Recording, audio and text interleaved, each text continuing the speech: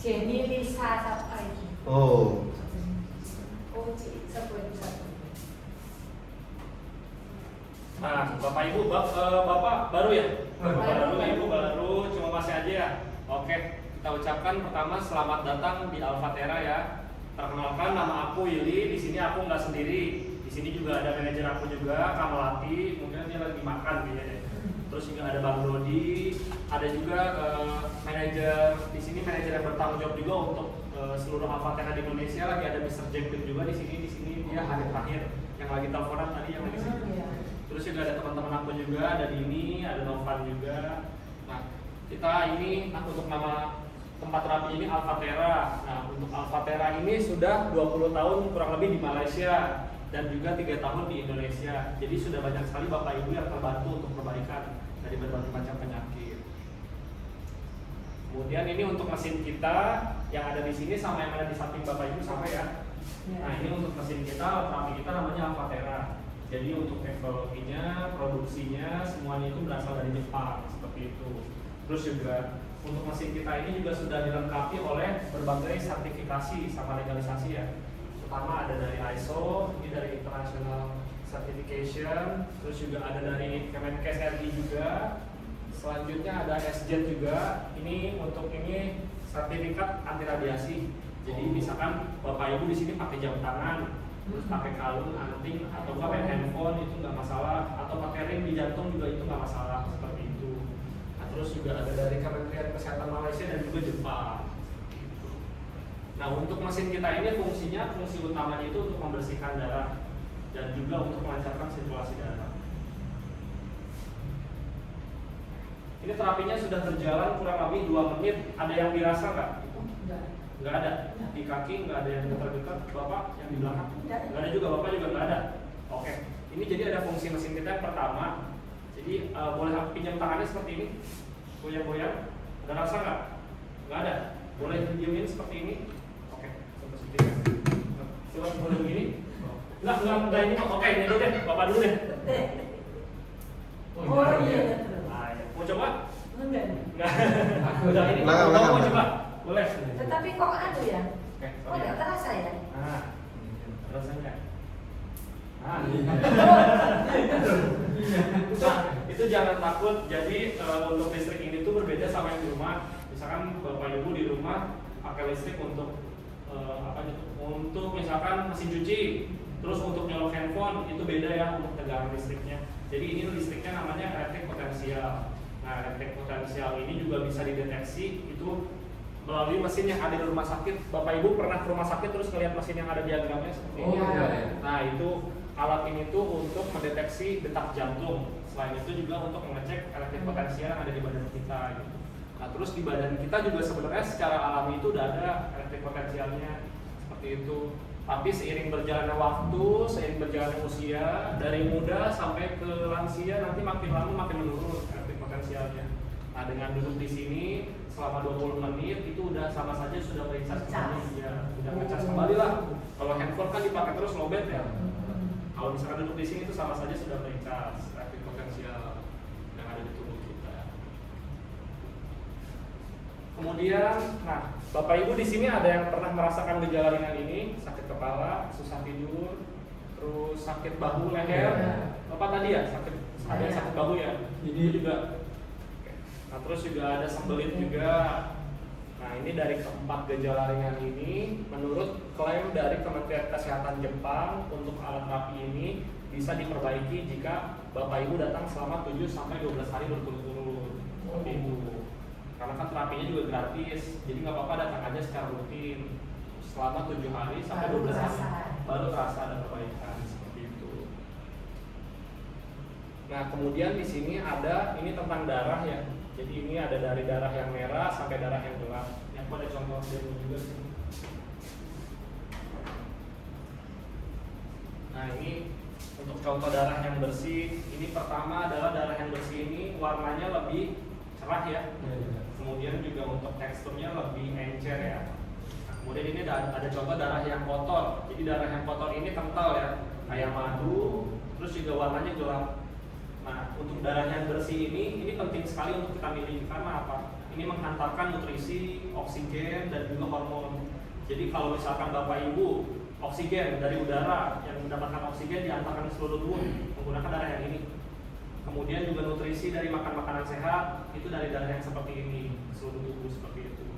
Kalau darah yang kotor seperti ini menyebabkan apa? Ini adalah awal dari segala penyakit.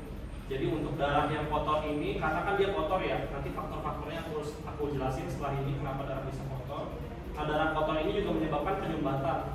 Jadi penyumbatan di pembuluh darah lama-lama jadi plak kayak gitu. Nah, kalau penyumbatan itu juga ada.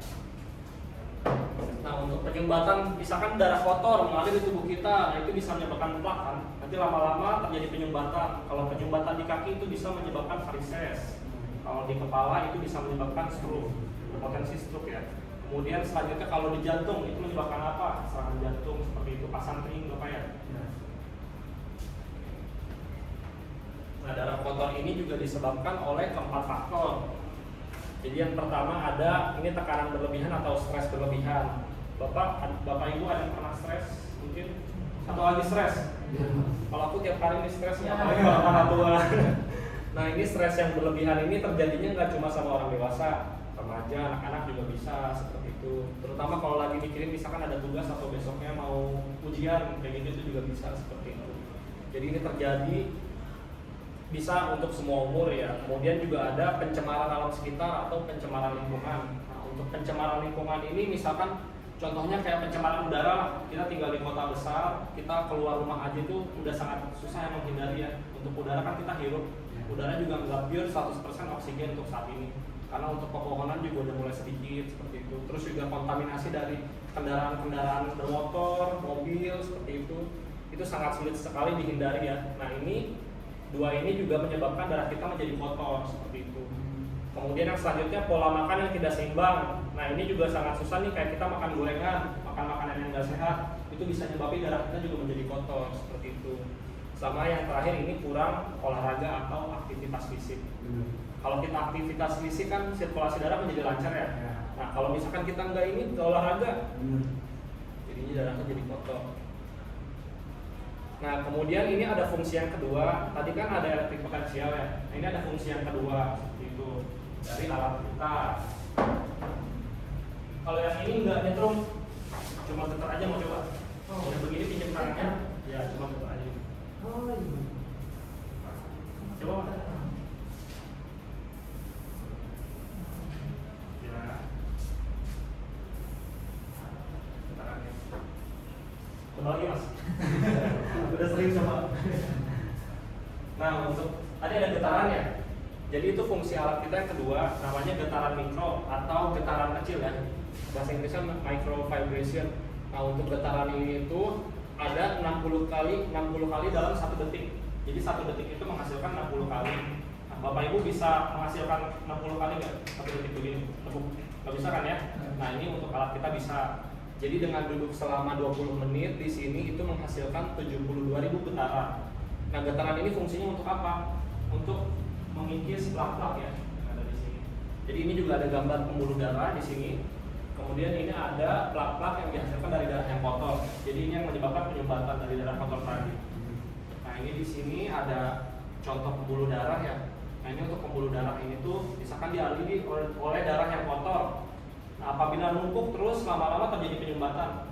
Seperti yang aku bilang tadi ya, yang terjadi di kaki, di kepala bisa stroke ya, dan juga di jantung itu bisa menyebabkan serangan jantung seperti itu. Nah, kemudian juga jadi apabila duduk di sini selama 20 menit, getaran itu juga bisa mengikis plak yang ada di pembuluh darah kita. Kemudian Bapak Ibu di sini bawa air minum? Nggak bawa ya tadi ya. Nah, untuk next time bisa bawa air minum. Jadi air minum ini membantu untuk proses detoksifikasi. Jadi proses untuk mengeluarkan racun-racun yang ada di tubuh. Jadi ketika minum air putih, nanti dikeluarkannya lewat buang air kecil, buang air besar, ataupun pas keringetan seperti itu.